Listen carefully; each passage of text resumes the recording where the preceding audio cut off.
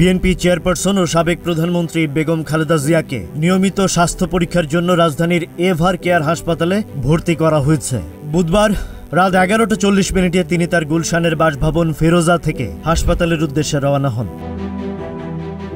বিএনপির মিডিয়া সেলের সদস্য সায়রুল কবির খান এই তথ্য নিশ্চিত করেছেন। তার চিকিৎসায় গঠিত মেডিকেল বোর্ডের পরামর্শক্রমেই তাকে হাসপাতালে ভর্তি করা হয়েছে। খালেদা জিয়ার ব্যক্তিগত চিকিৎসক অধ্যাপক এজেডএম জাহিদ হোসেন জানিয়েছেন, কোনো জটিল কারণে নয়, বরং মেডিকেল বোর্ডের পরামর্শে তার কিছু পরীক্ষা নিরীক্ষা করার জন্যই এই পদক্ষেপ নেওয়া হয়েছে।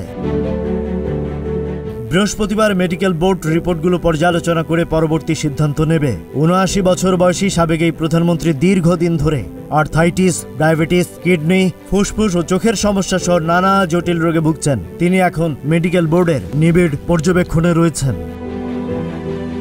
Rajib Raihan, news flash 71।